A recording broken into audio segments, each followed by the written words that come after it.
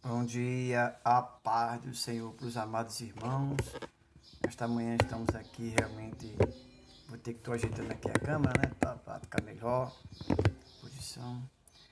Bem, estamos aqui mais uma vez para a última parte da política, falar sobre política, não sentar na mesa dos demônios. Veja só, nós estamos vivendo agora um momento difícil. Vai começar agora a política, tá? Mas antes, eu gostaria de ler um texto bíblico para você, certo? Um texto bíblico. Está lá em Mateus. Pega a sua Bíblia aí, aqui estou com a minha. Em Mateus, capítulo 13. Mateus 13. Pegou aí? Pronto, lá vai. Diz assim, eu não vou ler tudo, aqui são algumas parábolas de Jesus Cristo, tá? Mas depois você pode ler todo em casa, tá bom? Diz assim, 13, versículo 2, 1. No mesmo dia, tendo saído de casa, Jesus sentou-se à beira do mar. Grandes multidões se reuniram junto a ele, de modo que ele entrou num barco e sentou-se. E todo o povo estava em pé na praia. Falou-lhe muitas coisas por meio de parábola, dizendo, o semeador saiu a semear. Enquanto semeava, uma parte das sementes caiu na beira do caminho, e as aves vieram e comeram. Outra parte caiu no solo poderoso, pedregoso, onde não havia muita terra, e logo brotou, pois a terra não era profunda. Mas saiu o sol e o queimou, e como não tinha raiz, secou. Outra parte caiu entre espinhos, os quais o sufocaram, e quando cresceram, voltando ao versículo 7, 13 e 7, outra parte caiu entre espinhos, os quais a sufocaram quando cresceram. Versículo 8, mas outra parte caiu em terra boa e deu fruto. Um grão produziu, o outro 100, outro 60 e outro 30. Bem, o que é que tem a ver a política com esse texto? Até porque você pode dizer, não tem nada a ver. Bem, em parte, não, mas em outra parte, sim. Tá bom? Então, mas antes de eu começar a falar algo a respeito desse assunto, eu gostaria de pedir a você que se inscrevesse no canal, ativasse o sininho e vamos ver aqui o livro e participasse do sorteio. Deixa eu ver aqui. Esse livro aqui, ó. Deixa eu ajeitar aqui para não cair, que outra vez caiu, né? Olha só, esse livro aqui, tá bom? Participe do sorteio. Quando nós chegarmos a 500, nós seremos sorteados. Agora, para participar do sorteio, você tem que comentar, né? Que é para mim saber o nome da pessoa lá, para mim botar. O sorteio será gravado e jogado no YouTube. Então, quando atingirmos 500, esse livro será sorteado. E quando nós atingirmos mais 500, sortearemos uma Bíblia de estudo. Também vou mandar, você não paga nada, eu vou botar no correio, vai chegar até você. Você me manda o endereço, eu vou avisar, mando o endereço e a gente manda para você. Bem, olha só. Então, faça isso, se inscreva no canal. Voltando às mesas dos demônios, veja bem, a religião, eu notei aqui, eu fiz uma pesquisa aqui no ano de 2012, tá? 2012, onde fizeram a mesma coisa que fizeram em 2018, né? 2018, 6 anos depois, mesma coisa. Se eu vou ler aqui, você vai ver. O que mudou foi só o povo. A igreja que apoiou. Então, veja bem. Aqui está dizendo que o semeador, que é Deus, o semeador saiu a semear. Né? Jesus estava no mundo semeando o quê? A palavra. Ponto. Aí a gente para um pouco para me ler o artigo. Está aqui. Que diz assim. A religião deixou religião deixou de ser um direito para ser... Desculpa aí. A religião deixou de ser um dever para ser um direito. Então, a religião, ela não é, vamos dizer assim, um dever, é um direito que todos nós temos, tá certo? Então, livremente, assumindo, certo? O direito livremente assumido. Essa é a diferença, que muitos não compreendem. Não ter religião já não é um defeito. Ter religião já não é necessariamente uma virtude. Escreve José de Souza Martins, sociólogo. Tá? Ao comentar a separação da religião e do Estado, estabelecido na Constituição de 1891, em artigo publicado no jornal O Estado de São Paulo, no dia 1/7 de 2012, preste bem atenção, que esse artigo ele foi escrito em 2012. Ali já existia muita gente, muitos políticos envolvidos com religião, tá? Até porque muitos deles se diziam ser religiosos. No Jornal de São Paulo, desse mesmo ano, 2012, segundo ele, infelizmente estamos num progressivo recuo em relação a esse princípio fundamental do nosso regime republicano. O neopopularismo brasileiro descobriu nas igrejas e nas religiões um verdadeiro curral de votos cativos, de gente crédula e dócil, ao apelo eleitoreiro em suposto nome da fé. Presta bem atenção. Eu não sei se é da sua época, tá? Não sei se é da sua época. Na minha estava se concluindo, já estava saindo desse patamar, que chama-se curral eleitoral, que era o quê? Que era aqueles homens, vamos dizer assim, fazendeiros, grandes fazendeiros, que ele dominava no interior, um local ali, no interior, pessoas dentro da sua fazenda, que tinha familiares na cidade, e a partir dali se criava grupos familiares, a qual aqueles grupos familiares simplesmente tinha como poder, certo, o eleitor. Eles não incentivavam ao estudo, eles não incentivavam a leitura, permanecia o povo leigo, certo? Sem entender política, sem ler nada, e a partir dali, se ele dissesse assim, vote em fulano, muitos votavam naquela pessoa a qual o patrão indicava. Então, veja bem, isso acabou. Bem, diminuiu, vamos dizer que diminuiu. Na minha visão, ainda existe muitos, mas diminuiu muito, vamos dizer, no patamar de 10, de 0 a 10, 8, tá? 8. Então, veja bem, diminuiu. Aí o que acontece? Eles migraram, os políticos, para onde? Para a religião. Foram buscar os padres, foram buscar os católicos, os pastores, e também aqueles que fazem outro tipo de religiões África, tá certo? Então, olha só o que o artigo diz aqui. Tudo seria compreensível num país atrasado como o Brasil, afirma José de Souza Martins. Não fosse o avanço da ousadia, não mais sobre as igrejas religiosas, mas agora também sobre o sagrado. Se a igreja pretendia afirmar sua identidade religiosa no plano político, mostrando força perante os candidatos, e caíram na tentação do voto de cabresto, não se deram conta de que havia um preço a pagar. E o preço não era o voto. O preço maior não era o voto. Era a sutil invasão do sagrado pela política e pela politicagem. Eis o artigo. Então, veja bem, aqui nós estamos percebendo que mudou apenas o cabresto.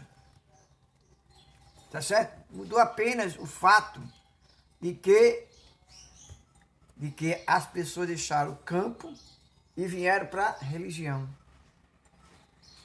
Aí os políticos começaram a se envolver com as lideranças religiosas.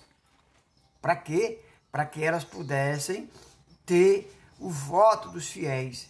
Isso aconteceu na política de 2012. Eu não estou falando nem no mérito dessa política a qual o presidente foi eleito. Não estou. Estou falando de 2012, na época do PT. Na época do PT. Porque o PT já fazia, e o PMDB já começou a fazer essa prática. E muitos que hoje criticam, vamos dizer assim, o PT, andava com eles, andou com ele. Todos os religiosos, tanto a igreja católica como a protestante. Aí hoje estão cuspindo no prato que comeu. Não é verdade? Então veja bem, um fantasma assombra a república. Desde, vamos dizer, a sua proclamação, a religião é religião. Um outro fantasma assombra a religião. Desde que essa separação ocorreu, a república, de assombro em assombro, vamos recuando em relação aos valores democráticos, aquele que assegura as bases da consciência propriamente republicana, livre de pressuposto e constrangimento estranho à política, e também em relação aos valores propriamente religiosos. Aqueles que pedem paz privado para o exercício ritual da fé, que é o âmbito da liberdade religiosa, que a República assegurou, a religião deixou de ser um dever para ser um direito livremente assumido. Essa é a diferença que muitos não compreendem. Não ter religião, tá certo? Vamos dizer não ter religião já não é um defeito. Ter religião já não é necessariamente uma virtude. Então, a religião, ela é um direito agora cedo, de ser ou não ser católico, de ser ou não ser protestante, de ser ou não ser da religião africana. É um direito seu. Só que a política começou a invadir, tá certo? Olha só, a invasão da religião pela política partidária, tá certo? Em 2012, tá certo? 2012, no lançamento da candidatura do PMDB à Prefeitura de São Paulo e a recíproca invasão da política pela religião no mesmo ato, propõe um complicado problema. O candidato versado, em questão de igreja, atropelou o ato partidário da praça ao prévio comparecimento à missa dos migrantes da catedral, celebrada pelo arcebispo, arrastando consigo multidões. Você está entendendo? Multidões foram levados, vamos dizer assim, levados para uma missa, e ali se apresentou quem? Um candidato, apoiado pelo arcebispo. Eu estou usando a Igreja Católica, tá? Por quê? Porque por causa do artigo que estou lendo, tá certo? Por causa do artigo. Então, veja bem, se propõe a política, o candidato, ele entrou, ou seja, há uma misturança, o que é a razão e a fé estranha em nome do respeito ao que é o próprio de cada qual. Então, eu tenho que respeitar separadamente. Olha só, hoje nós estamos vivendo a mesma situação que vivemos em 2012, vivemos agora em 2018. A mesma coisa, só que mudou, que em vez de ser a igreja católica, foi a igreja protestante. Mas na época a igreja protestante não era bem aceito isso. Não era bem aceito. Então, como é que pode um negócio desse? Então, veja bem, os positivistas de 1889, já antes da Constituição de 1891, estabeleceram a separação entre Estado e Igreja. Havia e há uma separação entre Estado e Igreja. Não podemos fundir, pessoal. Não podemos querer juntar Estado com Igreja, seja ela católica, seja ela protestante. Tá certo? Estabeleceram separação do Estado e Igreja. O rapaz colocou aqui. Na monarquia, o próprio imperador nomeava os bispos e lhe pagava salário, mandando prendê-lo, se fosse o caso, como aconteceu no chamada questão religiosa. Da monarquia na república laica. Foi um salto muito grande num país secularmente habituado à promiscuidade pré-moderna de política e religião. A separação do Estado em relação à igreja e a adoção do princípio de que o Estado não tem religião, de que o exercício da fé é livre e de que todas as religiões são toleradas, representou um imenso avanço no Brasil. Não é verdade? Então, a liberdade, que o rapaz colocou, seria uma quimera se as pessoas não fossem livres para crer ou descrer. E se não pudesse tomar decisões políticas voltadas ou deixar de votar em função unicamente dos ditames da sua consciência, da sua decisão nacional. Os eleitos representam a consciência política dos cidadãos e não a consciência religiosa. Entendeu? A consciência, quando uma pessoa é eleita, ela vai representar a consciência política e não religiosa, porque o Estado é laico. Ele não pode ter um político, um religioso, ele não pode ter uma preferência de determinada religião e querer implantar naquele país aquilo que faz isso são os muçulmanos. Então, a política, olha só, por isso que eu li aquele texto antes. Porque Deus não enviou Jesus Cristo para isso. Jesus veio ao mundo não para pregar política. Jesus veio ao mundo apresentar, irmãos, um novo reino, mas um reino celestial. Não foi um reino no mundo atual, não. Então, a igreja, ela está fugindo do papel que é pregar o evangelho.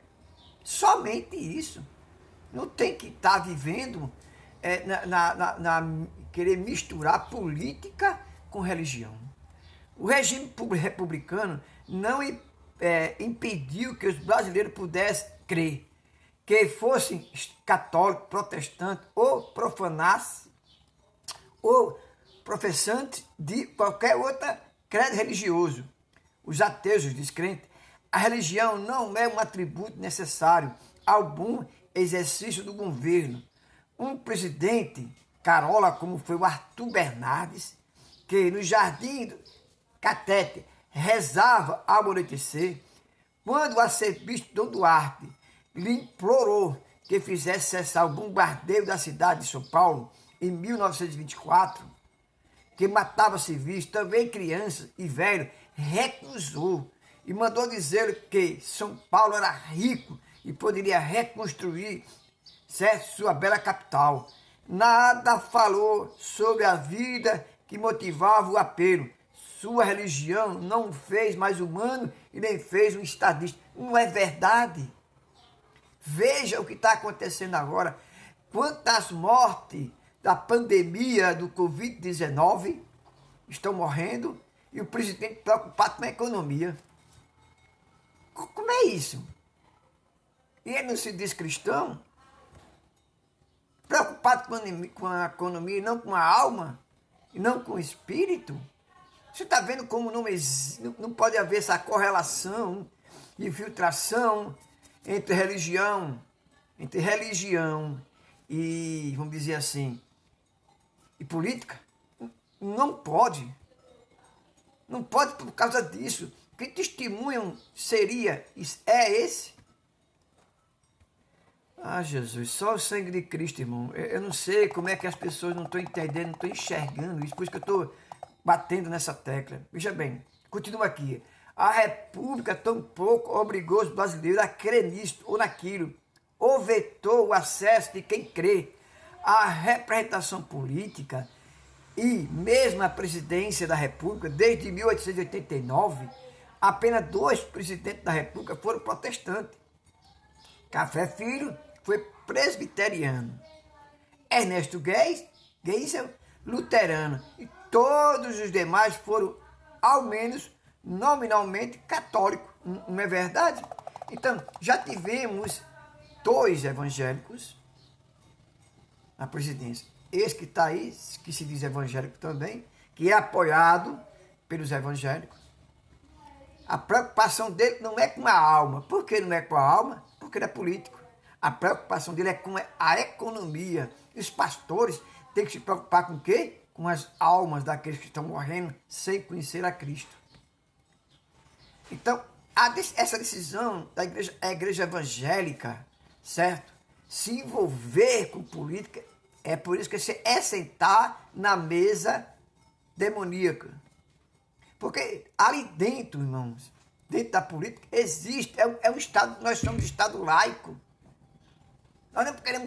Nós não vamos implantar a religião dentro do governo de um país que é laico. E essa história de que temos que ter político para barrar o homossexualismo, o lesbianismo, o tráfico de droga, não precisa de político religioso para fazer isso.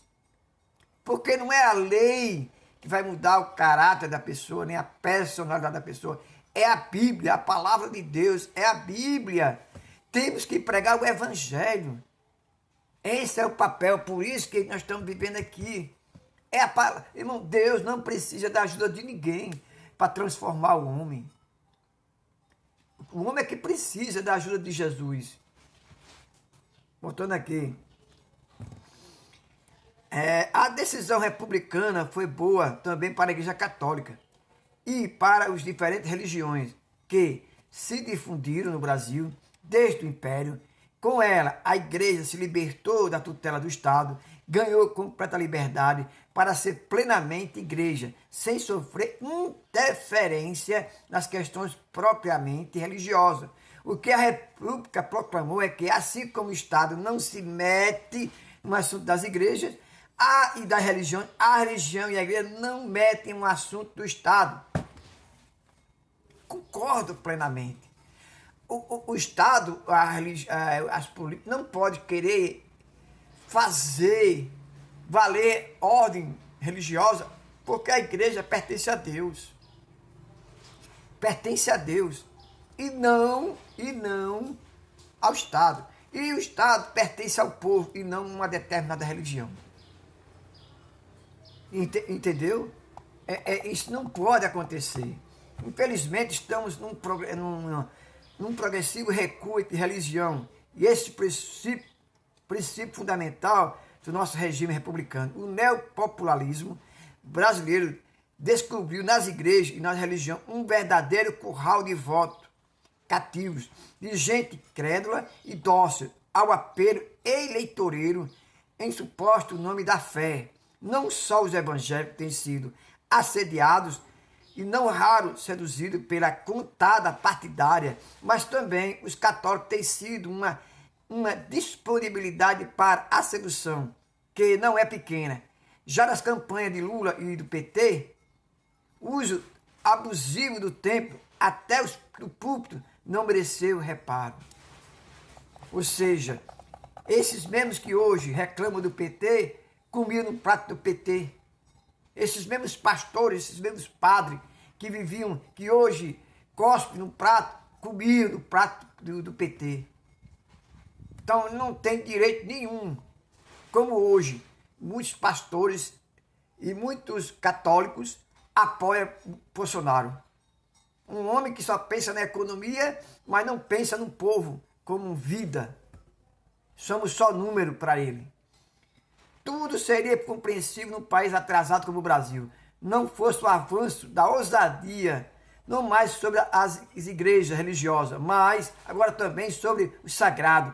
Se as igrejas pretendiam afirmar sua identidade religiosa no plano político, mostrando força perante os candidatos, e caíram na tentação do voto de cabresto, não se deram conta de que havia um preço a pagar, e o preço maior não era o voto, era a sutil invasão do sagrado pela política, e pela politicagem foi isso que aconteceu na Sé. E em sua praça, no começo do período, daquele mês, que aconteceu aquele fato. Em 2012 já acontecia isso.